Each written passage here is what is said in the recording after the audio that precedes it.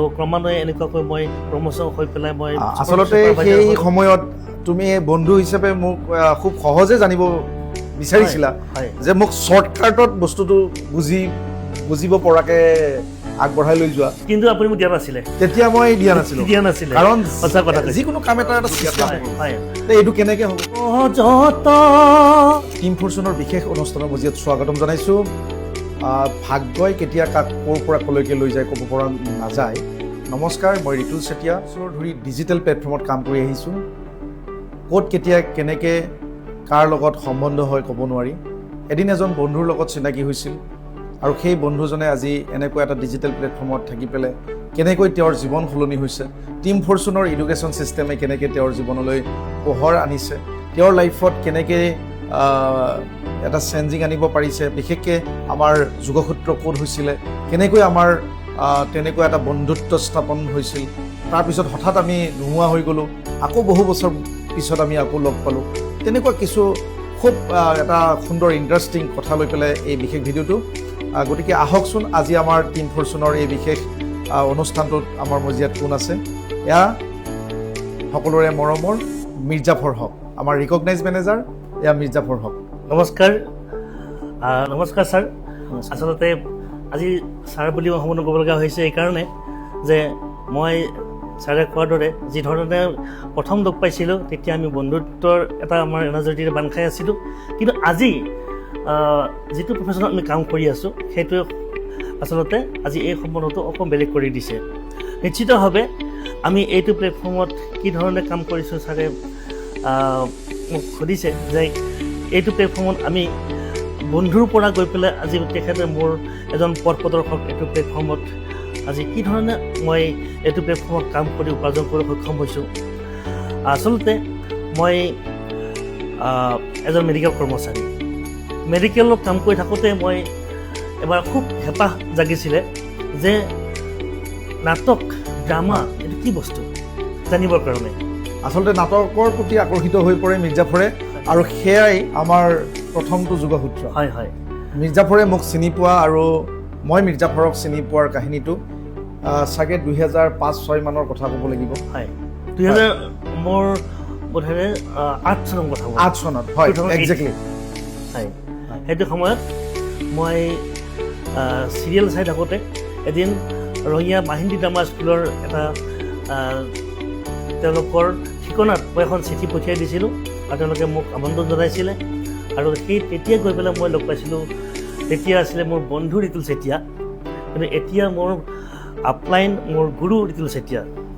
গতিকে ৰিতুল চেতিয়া ছাৰক মই সঁচাকৈয়ে আজি মোৰ লগত এই ধৰণে পাই পেলাই খুব ভাল লাগিছে, আৰু তেখেতে মোক আমন্ত্ৰণ কৰি আজি আপোনালোকৰ সংগ চিনাকি কৰি দিবৰ কাৰণে এটা সুন্দৰ ছিষ্টেমৰ জৰিয়তে আজি এইখিনিলৈকে লৈ আহিছে। আৰু যদিহে মই ছাৰৰ লগত আগৰ নিচিনাকৈ কাম কৰি থাকিলোঁ হয় এই বন্ধু হিচাপত সেই নাটক বা আমাৰ চিৰিয়েল এইবিলাকৰ প্লেটফৰ্মত, কিন্তু আজি হয়তো এনেকুৱাকৈ বহিব নাপালোঁ হয়। কিন্তু যিটো প্লেটফৰ্মে আজি ছাৰক মোৰ লগত এনেকুৱাকৈ এটা সুন্দৰ পৰিৱেশত এটা অন্য ধৰণৰ আমেজ লৈ পেলাই বহিবৰ কাৰণে সুবিধা পাইছোঁ, এইখিনি মাত্ৰ ছাৰৰ কাৰণে হৈছে। হয়, এইখিনিতে মই এটা কথা ক'ব লাগিব। আচলতে চিনেমাৰ পৰা, নাটকৰ পৰা তোমাৰ এই মেডিকেল লাইনৰ যাত্ৰা, এই ধৰণৰ কেনেকৈ বহু ব্যক্তিয়ে জানিব বিচাৰে যে আচলতে মিৰ্জাফৰৰ লগত ৰিতুল চেতিয়াৰ কি সম্পৰ্ক, বেছি আপোনত্ব বন্ধুত্ব কিয় এনেকুৱা, আমিবোৰোতো ব্যৱসায় কৰি আছোঁ, তেনে ক্ষেত্ৰত কিছু প্ৰশ্ন জাগে বহু ব্যক্তিৰ ক্ষেত্ৰত। আজি আমি অকণমান মুকলিমূৰীয়াকৈ কথা পাতোঁ, কেনেধৰণে আচলতে আমি এনেকুৱা কামৰ লগত জড়িত হৈ পৰিলোঁ। আমিতো ভবা নাছিলোঁ বা ময়ো ভবা নাছিলোঁ। এটা সাংঘাতিক পৰিৱৰ্তন। তুমি বহু বছৰৰ মূৰত দেখিলা, মোৰ ওপৰত তুমি চকু দিলা যে কেনেকৈ মোৰ এই পৰিৱৰ্তন, কি কথা চাগে আমাৰ সেইটো ফেচবুকৰ জৰিয়তে চাগে। হয় ছাৰ, আচলতে যেতিয়া মই নাটক কৰিছিলোঁ, আমি চিৰিয়েল কৰিছিলোঁ একেলগে আমাৰ দূৰদৰ্শনৰ বেনাৰত, তো তেতিয়া মই আচলতে মেডিকেলত কাম কৰা ব্যক্তি হিচাপে মই যথেষ্ট সময় দিব পৰা নাছিলোঁ, কাৰণ চিৰিয়েল এখন দীঘলীয়াকৈ চলি থাকে, মই সময় দিব নোৱাৰাৰ কাৰণে মই জাষ্ট বস্তুটো বুজি পালোঁ যে নাটক কাক কোৱা হয়। আমি নাটকৰ ভিতৰত চৰিত্ৰ কেনেকৈ সোমাই যাব লাগে সেইবিলাক বস্তু অকণমান বুজি পালোঁ। মই সিমানতে মই তাক সামৰিব লগা হ'লোঁ। মই অকল মেডিকেলৰ যি মোৰ কৰ্মৰাজি তাৰ মানে খাতিৰত।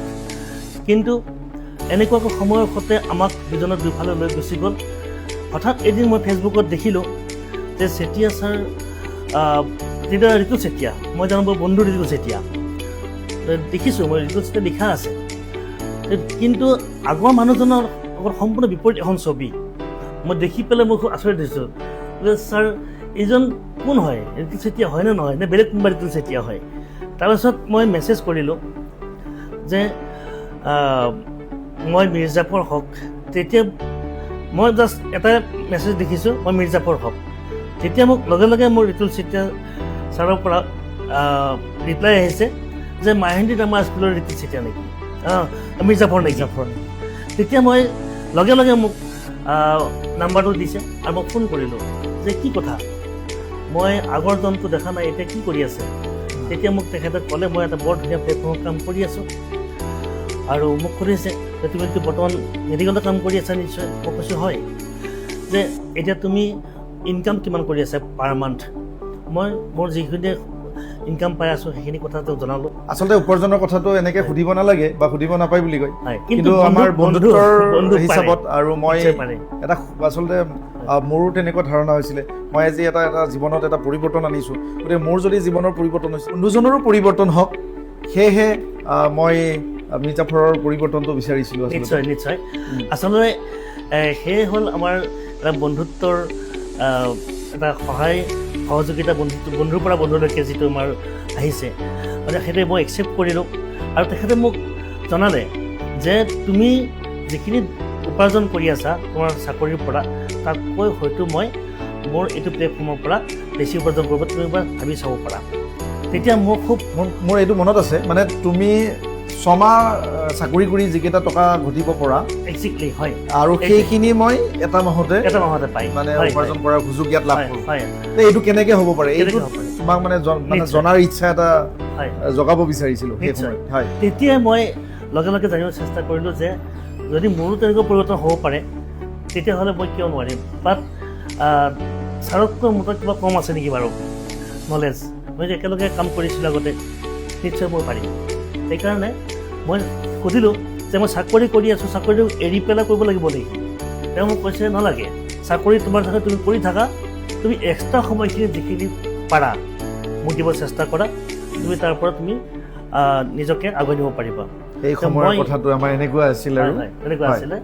তাৰ মই জড়িত হ'লোঁ, ছাইন আপ কৰিলোঁ ছাৰৰ লগত। তাৰপিছতে মোৰ যাত্ৰা আৰম্ভ হ'ল। এনেকুৱাকৈ গৈ পেলাই মই প্ৰথমতে মই ৰেংক ল'লোঁ এছিষ্টেণ্ট ছুপাৰভাইজাৰ, আৰু ক্ৰমান্বয়ে এনেকুৱাকৈ মই প্ৰমোশ্যন হৈ পেলাই মই আচলতে সেই সময়ত তুমি বন্ধু হিচাপে, আৰু ক্ৰমান্বয়ে এনেকুৱাকৈ মই প্ৰমোশ্যন হৈ পেলাই মই আচলতে সেই সময়ত তুমি বন্ধু হিচাপে মোক খুব সহজে জানিব বিচাৰিছিলা যে মোক শ্বৰ্টকাটত বস্তুটো বুজিব পৰাকৈ আগবঢ়াই লৈ যোৱা, কিন্তু আপুনি মোক দিয়া নাছিলে। তেতিয়া মই দিয়া নাছিলোঁ, কাৰণ সঁচা কথা, যিকোনো কাম এটা চিষ্টেম থাকে, চিষ্টেমটো ব্ৰেক কৰি পেলাই আপোন বুলি কেনেকৈ হয় কি হয়, য'ত আমাৰ এই বিষয়টোক 3-4 দিন লাগে বুজিবৰ কাৰণে, তাত মই 5 মিনিটত বা 10 মিনিটত কেনেকৈ ক'ম। আমাৰ এইখিনিতে কিছু নতুন ব্যক্তি ভুল কৰে, তেওঁ আপোন মানুহ, তেওঁ মোৰ নিজৰ মানুহ, গতিকে আমাৰ চিষ্টেমটো ব্ৰেক কৰি পেলাই ব্যৱসায়টো বুজিবলৈ দিয়ে। আমাৰ মগজুৱে ইমানখিনি ঢুকি নাপায় যে ইমান এটা ডাঙৰ ব্যৱসায় আমি শ্বৰ্টকাট কেনেকৈ বুজিম। গতিকে সেইবাবে মই তেতিয়া তোমাক 3 দিনৰ বিশেষ প্ৰশিক্ষণৰ ব্যৱস্থা কৰিছোঁ। নিশ্চয়। আৰু তুমি তেতিয়া সহযোগ কৰিলা, ডকুমেণ্টছ দিলা। ডকুমেণ্টছ মই পেন কাৰ্ড, আধাৰ কাৰ্ড, ইমেইল ID মোৰ পৰা মই পঠিয়াই দিলোঁ। তাৰপিছতে মোৰ এটা ID ক্ৰিয়েট কৰি দিলে, আৰু মোক 3 দিনৰ ট্ৰেইনিঙৰ কাৰণে বহুৱাই দিলে। মই 3 দিন ট্ৰেইনিং জিমত বহিছোঁ, ঘৰৰ পৰা বহিছোঁ, বহি পেলাই মই চাই আছোঁ। ক'তোতো যাব লগা হোৱা নাছিলে? যাব লগা হোৱা নাই। মোৰ আজৰি সময়ত কৰিছোঁ, মোৰ ডিউটি শেষ কৰি আহি পেলাই কৰিছোঁ, মোৰ চাকৰিত কোনো প্ৰভাৱ পৰা নাই। তাৰপিছত মাত্ৰ মই শুনি আছোঁ, মই জাষ্ট চাই আছোঁ যে কি কথা পাতি আছে ঋতুল চেতিয়া। তেতিয়া মোৰ বন্ধু ঋতুলে কি কথা পাতি আছে, মই সেইটো শুনি পেলাই আচৰিত হৈছোঁ। বাপৰে বাপ, কি ধৰণৰ প্লেটফৰ্ম এইটো। এদিন ময়ো এনেকুৱাকৈ কথা ক'ব পাৰিম নেকি বাৰু?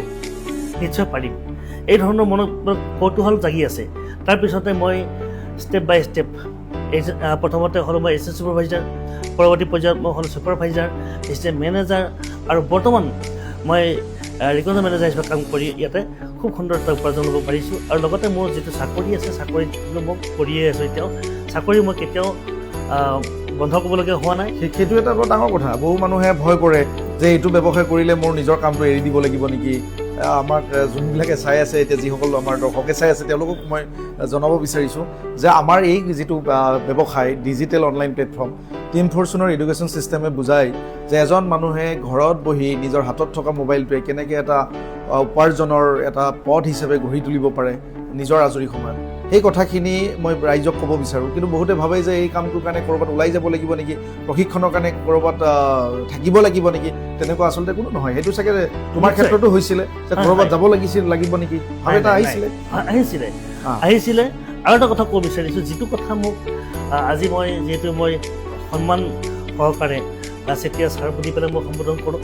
আজি মোৰ পৰম বন্ধু, আৰু তেখেতে মোক যিখিনি কৈছিলে যে মোৰ 3-4 মাহ 6 মাহৰ দৰমহা তই এমাহত পাইছে বুলি, আৰু আজিৰ তাৰিখত মই ক'ব পৰা হৈছোঁ যে কোনোবা এজন ব্যক্তিৰ 4-5 মাহৰ দৰমহা হয়তো মই পাবলৈ সক্ষম হৈছোঁ এইটো প্লেটফৰ্মৰ পৰা এটা মাহত। সুন্দৰ কথা, আচৰিত কথা এইটো।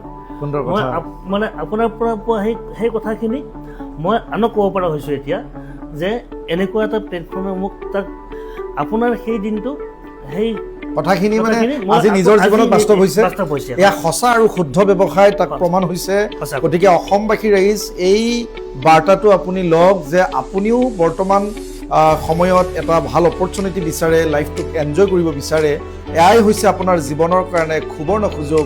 আজি মিৰ্জাফৰৰ নিচিনা এজন ব্যক্তি চাকৰিৰ লগত জড়িত, চাকৰিৰ পিছত আজি আজৰি সময়ত এই কাম কৰি পেলাই আজি হাজাৰো ব্যক্তিৰ জীৱন পৰিৱৰ্তন কৰাত সহায় কৰিব পাৰিছে। এটা ভাল উপাৰ্জন, ভাল সন্মানৰ লগতে এটা সমাজখনলৈ, দেশৰ কাৰণে, অসমৰ কাৰণে, উত্তৰ পূৰ্বাঞ্চলৰ কাৰণে বিশেষ বাৰ্তা মিৰ্জাফৰৰ দ্বাৰাও আজি বিয়পি পৰিছে। বহুত ভাল লাগিছে আজি এনেকৈ লগ পাই আমাৰ টিম ফৰ্চুনৰ এই বিশেষ আমাৰ কাৰ্যসূচীটোত। মই বৰ আশা কৰি থাকোঁ যে আমাৰ প্ৰতিজন অসমীয়াই এনেকৈ সুন্দৰকৈ সফল হওক, আগুৱাই যাওক, যাতে ঘৰত বহি উপাৰ্জন কৰি নিজৰ পৰিয়ালটোলৈ সুখ আনন্দবোৰ কঢ়িয়াই আনে। গতিকে মিৰ্জাফৰৰ চাগে এতিয়া 4চকীয়া গাড়ী এনেওতো আছিলে বাৰু চাকৰিৰ পৰা, কিন্তু আজি এই ব্যৱসায় কৰি নতুন গাড়ীত উঠাৰ সুযোগ আহিছে। নিশ্চয়। আচলতে মই এটা ডাঙৰ কথা ক'ব বিচাৰিছোঁ যে মোৰ আছিলে 4চকীয়া বাহন, চাকৰিৰ পৰা লোৱা, চাকৰি দৰমহাৰে লোৱা, কিন্তু মোৰ এনেকুৱা এটা দুৰ্যোগৰ সময় হৈছিলে যিটো দুৰ্যোগত মোৰ গোটেই সকলোখিনি বিক্ৰী হৈ গ'ল। মই 10 টকা এটা বেটেৰী ৰিক্সাত যাবৰ কাৰণে মই সামৰ্থ্য হোৱা নাছিলোঁ। তেতিয়া মই খোজকাঢ়ি গৈছিলোঁ। আৰু যিদিনাখনে মই আপোনাৰ চাগে মনত আছে যে যিদিনাখন মই প্ৰথম আহিছিলোঁ যে এটা গাড়ী পায় নেকি সুধিছিলোঁ মই। তেতিয়া মোক কৈছিলোঁ গাড়ী পায়। মই যে মোৰ গাড়ী এখন আছিলে, গাড়ীখন মোৰ আৰ্থিক দুৰৱস্থাৰ কাৰণে বিক্ৰী কৰিবলগীয়া হ'লোঁ। এখন গাড়ী পাব বিচাৰোঁ। মোৰ গাড়ীখন আছিলে Alto 800, মোৰ আগৰখন। বিচাৰিছিলোঁ যে মোক গাড়ী এখন লাগে, মোক কি পইচা পাইছোঁ বেলেগ কথা, কিন্তু গাড়ী এখন মোক খুব দৰকাৰ আছিলে। আৰু বৰ্তমান মই এইটো চিষ্টেমৰ পৰা মই টাটা পাঞ্চ এখন ল'বৰ কাৰণে মই সক্ষম হৈছোঁ। খুব সুন্দৰ, খুব সুন্দৰ, গ্ৰেট। আজি চাওক টাটা পাঞ্চ এখন পাঞ্চ নামটো আচলতে মুখত অহা নাই। গতিকে এনেধৰণৰ মনৰ পচন্দৰ আজি 4চকীয়া বাহন আমাৰ মিৰ্জাফৰ হক তেওঁৰ ঘৰত আহিছে। পৰিয়াল সুখ আনন্দ সুন্দৰভাৱে চলিব পাৰিছে। গতিকে মই আৰু এটা কথা ক'ব লাগিব, মিৰ্জাফৰৰ অভিনয়ৰ লগতে সংগীতৰ লগতো যথেষ্ট জড়িত হয়, সংগীত চৰ্চাৰ লগত জড়িত। গতিকে আজিৰ তাৰিখত যথেষ্ট ব্যস্ত, সময় তেনেকৈ নাপায়। তথাপিও আজি আমি অনুষ্ঠানৰ শেষৰ ফালে আহিছোঁ, আৰু এই অনুষ্ঠানটো আমি এটি সুন্দৰ গীতেৰে মই শেষ কৰিব বিচাৰিছোঁ। অৱশ্যে গীটাৰ মিৰ্জাফৰৰ আছিলে, কিন্তু আজি চাগে নাই। আচলতে মই কৈছোঁ যে মই নাটকত আহিছিলোঁ, যে নাটকৰ ভিতৰত কি আছে জানিবৰ কাৰণে, আৰু মই সংগীতৰ ক্ষেত্ৰখন অকণমান খোজ দিছিলোঁ, কিন্তু মই কোনো প্ৰফেশ্যনেলি সংগীত শিল্পী হ'ম বুলি ভবা নাছিলোঁ। কাৰণ মোৰ পেচাটো আছিল যিহেতু মেডিকেল, কিন্তু মই এইটো মনোৰঞ্জনৰ কাৰণে লৈছিলোঁ।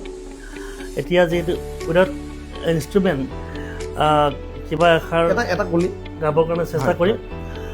আচলতে আজি যিহেতুকে আমি এটা খুব গুৰুত্বপূৰ্ণ কথা লৈ আলোচনা কৰিছোঁ, মই এটি ঘোষাৰ এটা লাইন আমাৰ গুৰুদেৱ বিৰচিত গাব চেষ্টা কৰিছোঁ। নিশ্চয়। ব্ৰহ্মাদি কৰি জীৱ যত ৰাম ৰাম ৰাম ৰাম ৰাম মায়া সজামাছে আছয় ঘুমতি যায় হে তুমি হে চৈতন্য সনাতন ৰাম ৰাম ৰাম ৰাম ৰাম আমি অচেতন দিওঁক নাথ জগাই থেংক ইউ খুব সুন্দৰ। ছাৰৰ অনুৰোধত জাষ্ট দুলাইন গাবৰ কাৰণে চেষ্টা কৰিলোঁ, ভুল হ'ব পাৰে, ক্ষমা কৰি দিব। খুব সুন্দৰ, খুব সুন্দৰ। এয়াই আছিলে অসমৰ এগৰাকী বিশেষ ব্যক্তি মিৰ্জাফৰ হক। গোটেই উত্তৰ পূৰ্বাঞ্চলৰ কাৰণে সুন্দৰভাৱে কাম কৰিছে। বিভিন্ন গৃহিণী, কলেজীয়া ছাত্ৰ ছাত্ৰী, ব্যৱসায় কৰা, চাকৰি কৰা সকলো ধৰণৰ ব্যক্তিসকলক এক কৰি পেলাই নিজৰ যি আজিৰ তাৰিখত বিপদময়, টকা পইচাৰ অভাৱ, চাকৰিৰ অভাৱ, ব্যৱসায়ীত যথেষ্ট পৰিমাণে লোকচান, তেনে ক্ষেত্ৰত কেনেকৈ আমি ঘৰতে থাকি নিজৰ হাতত থকা মোবাইলটোৱে আয়ৰ পথ হিচাপে গঢ়িব পাৰোঁ, তাৰ বিশেষ চিন্তাৰে মিৰ্জাফৰ এনেকৈ আগবাঢ়ি আজি এনেকৈ আমাৰ মাজত উদাহৰণ হৈ পৰিছে। আমি এই চেগতে মিৰ্জাফৰৰ উজ্জ্বল ভৱিষ্যত কামনা কৰিছোঁ। ধন্যবাদ। আজিৰ এই টিম ফৰচুনৰ বিশেষ কাৰ্যসূচীৰ পৰা বিদায় লৈছোঁ। ধন্যবাদ। হয়, ধন্যবাদ।